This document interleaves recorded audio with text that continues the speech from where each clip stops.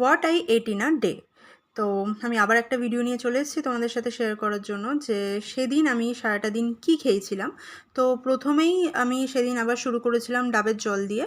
But হ্যাঁ, আমি তোমাদেরকে বলি, আমি কিন্তু এরকম যে ডাবের জল রোজ রোজ খাই সেটা একেবারেই নয়।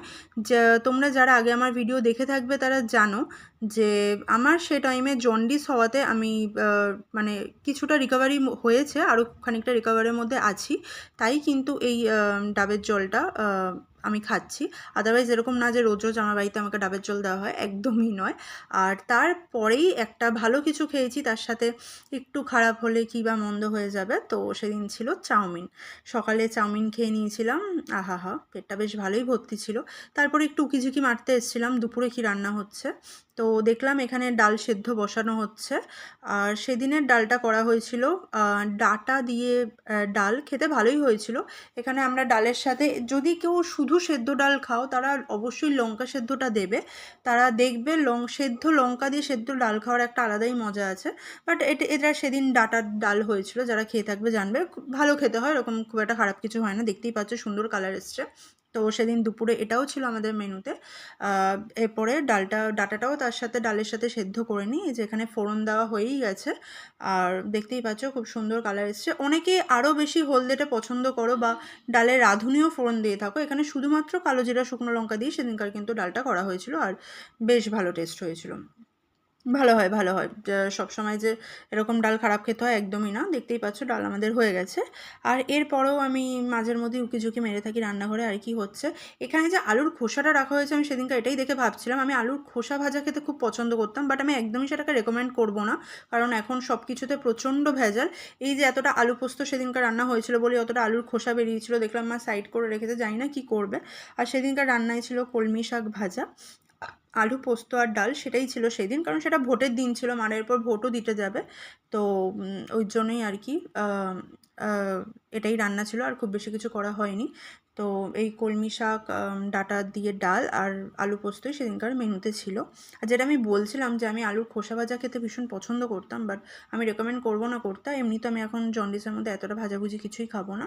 তো প্রথমে কলমি শাক দিয়ে আমি দুপুরবেলা খেয়ে তারপরে ডাল দিয়ে আলু পোস্ত, আহা আলাদাই স্বাদ। যারা পোস্ত লাভার কেই না হয়, মানে ওটা তো যেভাবে হয় সেভাবেই খেতে ভালো লাগে। তো আলু পোস্ত তো আলাদাই। অনেকে লাল লাল আলু পোস্ত পছন্দ করে লঙ্কার গুঁড়ো দিয়ে, কিন্তু যারা আমার ভিডিও দেখে থাকবে জানবে আমাদের বাড়িতে ভীষণ সাদামাটা রান্না হয়। তো আমাদের বাড়িতে এরকমই হয়ে থাকে। আর সেদিনকে আমি ভোট দিয়ে চলে এসেছি, আর আঙুলটাকে দেখে ভাবছি মানে এইভাবে কে দেয়, মানে আজ অবধি যতবার আমি ভোট দিয়েছি অ্যাটলিস্ট মাঝখানে দিতে দাগটা, মানে এতটা সাইডে, তা আবার এত বাজেভাবে। যাই হোক, কী আর করা যাবে, ওদেরকে তো কিছু বলা যাবে না। আর তারপর সেদিনকার আমি বিকালে খেয়ে নিয়েছিলাম শসা, পেঁয়াজ, লেবু, ছোলা আর তার সাথে মুড়ি একসাথে মেখে, ভালোই লেগেছিলো খেতে। চানাচুরটা তখনও অবধি আমি খাইনি জন্ডিসের পর, এখনও অবধি। আমি টক ঝাল মিষ্টি চানাচুরটা পছন্দ করি। একদিন তাও খেয়েছিলাম ঝাল চানাচুর বা পাপড়ি চানাচুর শুধু শুধু ঠিক আছে, মুড়ির সাথে আমার টক ঝাল মিষ্টি চানাচুরটা বেস্ট লাগে, মানে ওটার ফ্লেভারটাই আমার আলাদা লাগে, আমার খুব পছন্দ। বাট অনেকেই ঝাল চানাচুরটা খুব পছন্দ করে, আমি ওটা শুধু শুধু খাওয়ার জন্য ঠিক আছে, বাট মুড়ি মাখার সাথে যদি হয় অবশ্যই টক ঝাল মিষ্টি। তো এখানে আমি ছোলা, পেঁয়াজ, শসা আর লেবু দিয়ে আর সামান্য দানা ছাড়া লঙ্কার জাস্ট খোসাটা ভালো করে ধুয়ে সেটাকে ইউজ করেছিলাম সবে সবে লঙ্কা খাওয়া শুরু করার জন্য। তো হ্যাঁ, খেতে কিন্তু সেদিন হেভি হয়েছিল, হেভি লেগেছিলো আমার। একটু মনে হয়নি যে হ্যাঁ চানাচুর দেওয়া নেই তো খেতে কেমন হবে, না প্রথমে ভাবছিলাম, বাট খেতে খুব ভালো হয়েছিল। তোমরা সাথে কিন্তু এর সাথে অবশ্যই তোমরা যারা খাবে চানাচুর, টমেটো এগুলো ইউজ করতে পারো। আমি সেদিন এটাই খেয়েছিলাম। আর অনেকে ভাজা মশলাও খেয়ে থাকে এর সাথে, বাট আমার তো এটা খুব ভালো লেগেছিলো। বাট এর সাথে তোমরা চাইলে ভাজা মশলারও অ্যাড করতে পারো, পুরো ঝালমুড়ি হয়ে যাবে। হ্যাঁ, কিছুটা ধনেপাতা, মা বলছিল ধনেপাতা দেবে নাকি, বাট আমি এতটাই ধনেপাতা খেয়েছি জন্ডিসের টাইমে যে আমার এখন আর খুব একটা ভালো লাগছে না আর কি। ওই আর কি মাঝে মধ্যে অ্যাভয়েড করার চেষ্টা করছি, নয়তো আর ধনেপাতা এরপর ভালোই লাগবে না। আর এরপরেই আমার রাতের খাবারে ছিল সেদিনকার রুটি। আমি রুটি দিয়ে খাওয়ার মতন কিছু থাকলে রুটিটা খাওয়া প্রেফার করি। আর রাতে হয়েছিল ছোলার ডাল।